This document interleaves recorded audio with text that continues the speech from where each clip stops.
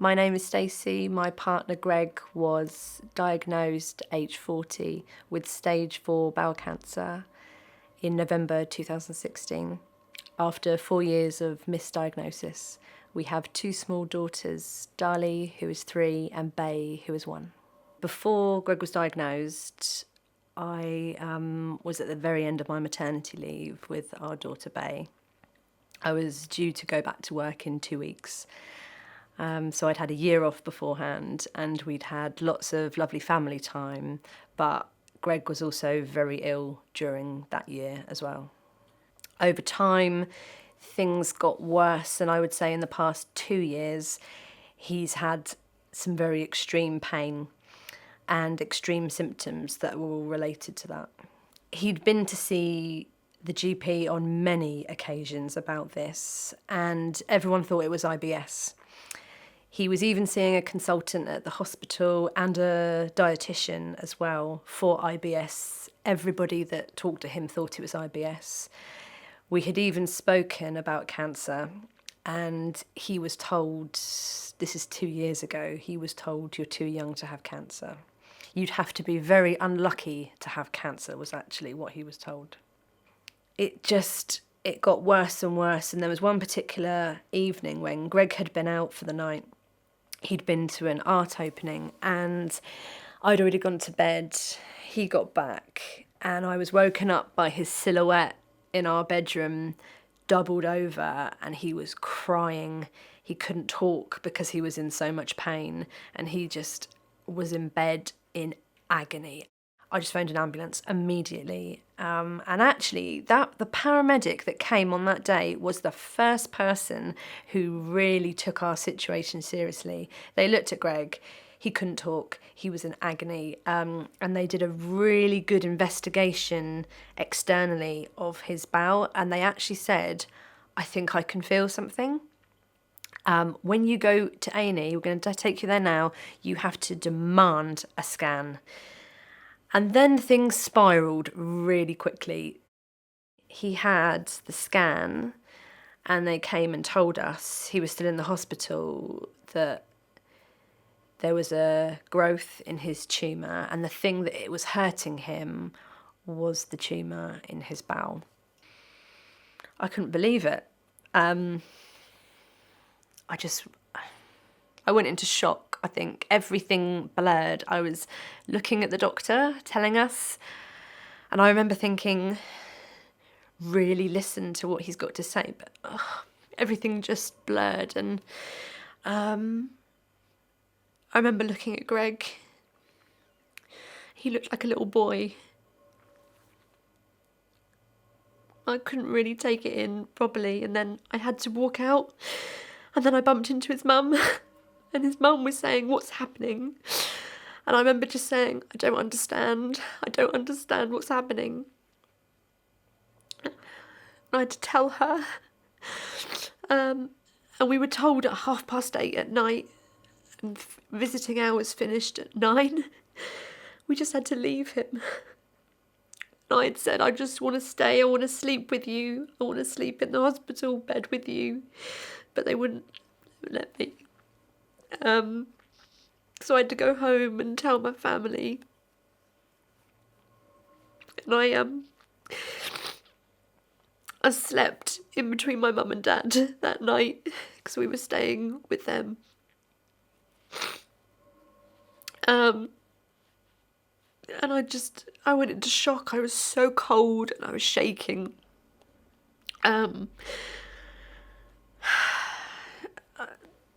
And then the next day I had to wake up and get the girls up and do breakfast and all the normal things you have to do with little kids. And then go back to the hospital and then try and figure this all out because it was so confusing.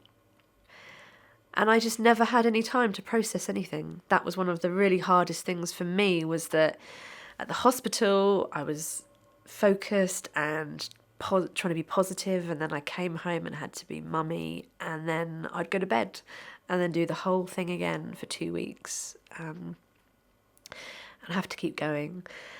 And then Greg had an MRI scan which the doctors didn't seem concerned about because they had said your liver's fine, but we're just going to do this as a precaution. So we were just like, fine. They were going to have the multidisciplinary team meeting. They said they'll come and see you at some point on Monday and talk to you about it. So we were just fine. We just happy with everything that was going on. We were just sat, me, Greg, and Greg's dad, in the ward, the ward he was on at that point, and a surgeon came and saw us with a clinical nurse and pulled the curtain in the ward and said, we've done the MRI scan and we've got the results back, and it's not good news. We found that it's actually spread to your lungs. You have multiple nodules on your lungs, which means we can't do anything for you. We can give you some chemotherapy to try to extend your life, but that's it. And that is pretty much all that was said to us in the middle of the ward, in the middle of the afternoon. I think that we could have been told on both occasions we had consultants come to tell us two different parts of the news. I think that we could have been told with some more consideration. Being told half an hour before visiting hours ended was not ideal. And then to be told in a crowded ward in the middle of the day was not ideal. So I think I'm not totally sure how you improve that news, because it's just bad news, and so maybe it's just bad wherever you're told it, by whoever you're told it, and whatever words they say, but it didn't feel great in those situations. It felt that we were very exposed in those situations, and I felt Greg could have been supported better, especially in that initial diagnosis. At the time when Greg was diagnosed as stage 4, what we were told was that he was just going to be offered chemotherapy as a way to extend his life, and that he would be tested, the RAS test, to see if he was wild or mutant. And we were given the paperwork to say these are the additional treatments that would be added to the chemo if he was RAS wild. Unfortunately, he is actually RAS mutant, which meant that those biological treatments weren't suited to him. And as a result, there was nothing available on the NHS for him. When you're just thrown into this pit that cancer is, you feel so desperately alone. And I felt like we didn't have a lot of contact with the specialists, really. We were first told in hospital, Greg got better in hospital, enough to be able to leave the hospital. And then that was it. We just had to wait for his chemo, which started maybe 6 weeks later. And we were just at home, just like, well, what happens now? What do we do now? I started to do some research because as a partner, I was just thinking, this can't be it. We can't have come all this way to a point where people are finally taking us seriously about his illness that's gone on for so long, and then just say, that's it, this is all we can do. So I then started researching different treatments, different drugs, just desperately trying to find something that we thought could help him. And that was, and still is actually, very difficult. I don't come from a science background. So even though I'm a researcher as part of my job, I have those skills, but the subject is so foreign to me. It's really, really hard to navigate what all of these things are and what they mean.